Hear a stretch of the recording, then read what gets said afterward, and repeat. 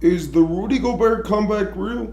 So I've been looking at the league, and I know that everyone's been talking about it, but I want to talk about this Rudy Gobert comeback game. You know, Rudy Gobert is an interesting player. He's a player who, throughout his career, has been one of the best defensive players in the league when it comes to rim protection. One of the best players at being a traditional center. And he's honestly one of the players who has been put in the wrong era. I'm not saying that to say that he's not good or saying that to say that he hasn't proved himself as a player, because he obviously has. He's a Hall of Famer, and I'm not arguing that. That's just the facts. But throughout his career, he's been disrespected for a multitude of reasons. People have made many videos, but in between other things, he's just kind of a bad person. He's not likable. His sense of humor is kind of, crooked. And honestly, when you look at him as a player, he thinks that he's much better than he actually is. And these are just to point out some things that are constant and that people see. Apart from this, he also has that like Draymond esque that he's trying to win all the time, and it kind of causes people not to like him, because you see with Draymond, people don't like him anyway because of his trash talk. But Rudy, it's like you're gonna do some things which are dirty plays or like dirty moves, but it's not like you're doing them because you're passionate. He just kind of looks like he's doing them because he's mean. Apart from this, he obviously had the whole scandal in the pandemic, which was, if you don't know, when the coronavirus started, Rudy Gobert was really the one who spread it around the entire league.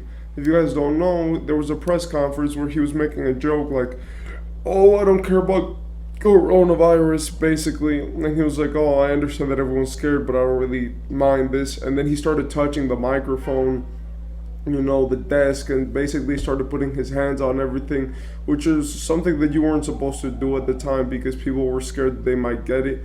And he really was diagnosed with coronavirus like 2 days later. So all of this has really put him in a bad light with the people. People don't like the dude. People don't like his antics. People don't like the way that he addresses himself. But recently, he's come back. If you guys don't know, Rudy has had some bad seasons, to say the least. He's been inconsistent, and the Minnesota Timberwolves had probably the biggest trade of all time for him when he's not even worth that, if we're being 1,000% honest. The reason why I say this is because Rudy has always been and has always presented himself as a defensive player first, right? He shined in the Utah Jazz, where he started his career after being traded from Denver. He started there as just like a backup big, and eventually he worked himself in the starting lineup because of his defense and his rebounding, and with that came success. He won 3 Defensive Player of the Years.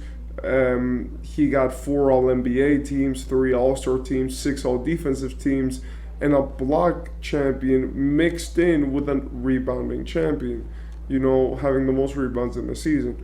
Apart from this, he was 3 times the most effective player in the NBA, having the highest field goal percentage, and being a player who could just, impact your team so much defensively that he used to be like the Nikola Jokic of defense. And I don't mean that to overrate Rudy, but before, remember that people used to say, if you guys don't remember, that Rudy himself was a defense.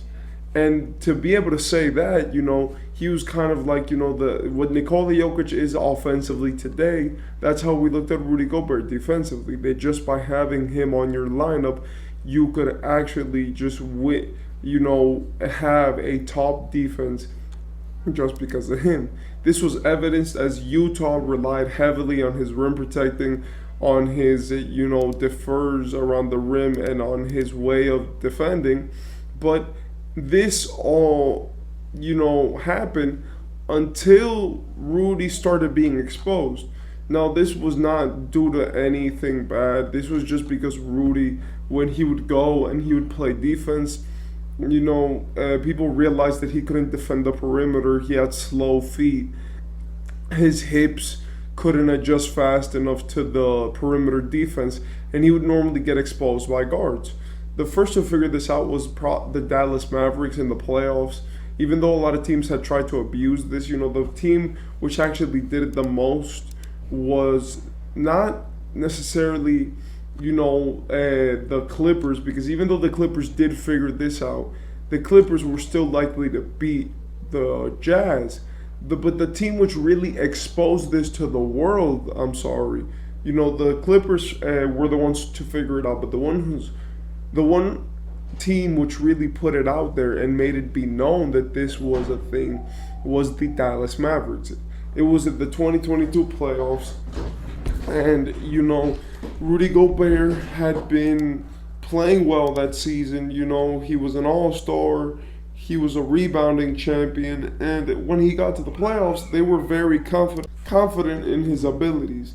In the end, Luka Doncic, the star player for the Dallas Mavericks, was out, right? And honestly, this made it to the Utah thought that they were going to win this series.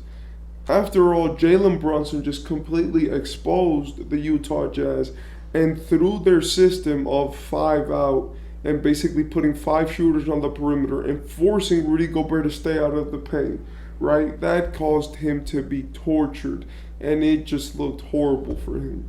After this, he lost a lot of value, but since he had just had a great season, the Minnesota Timberwolves traded for him as like an aide to help Karl Anthony Towns, which was playing center at the moment, and they didn't want him to play center anymore because he doesn't play like a center.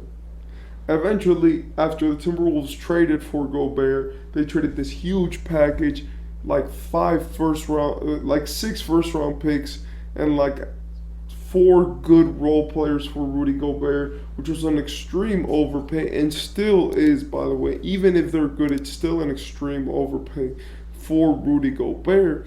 But they got him, and they lived with the results. Last season, it's obvious that the pressure and everything had gotten to him. And it's obvious from the way that he played and how he affected his team. But this season, Rudy Gobert is back. Even though the counting stats for points and rebounds are almost the same, if you really look at the games, you can tell that this season Rudy has incorporated himself way better. And I think that coaching-wise, that has to do with making better adjustments. He's averaging the most blocks that he has in the past 3 seasons. And the biggest problem last season was he wasn't getting as many blocks around the rim. But this season, he's really, upped his amount from last season by a whole block. He's also been a really effective and just been a player who plays what they need him to do. He plays more minutes this season. He's been, able to shut down great big men, or at least, make them less effective. And one thing that has been really evidenced on the court is that apart from his offense being better, he just gives more effort now. Rudy Gobert is one of these types of players that, because of his stature, strength, and pure positioning, because he has great positioning, could get you 13 points and 10 rebounds every single game for the rest of his career. And that's just a fact, He's that good, and he gets you that level of pull. But with him being the way that he is this season, he's averaging the same amount of rebounds this season, but he's averaging, more offensive rebounds. He's averaging more shots, and even if he's less effective, he is also being more confident with the way that he's playing. Rudy Gobert this season has just showed that he actually wants to win. And now with Minnesota, he's really putting it out there because this team has started off amazingly. He's playing off of his teammates great. And it seems like he finally has found a way to incorporate his style of play into the system, meanwhile also being able to, be effective out on the floor. I feel like this has to do a lot with coaching and a lot with time. Also, that Rudy Gobert has seemed tamer, as we know that he has anger issues and has always had them. And I'm honestly pretty happy for Rudy Gobert, the fact that he's turned his season and his career around, from looking so unfavorable last season to being on the first team in the West this season. But yeah, and by the way, the reason why we had this game was because yesterday he dropped 26 points, 12 rebounds with 3 blocks, and only missed 2 shots on the Charlotte Hornets. And really, his resurrection has been insane.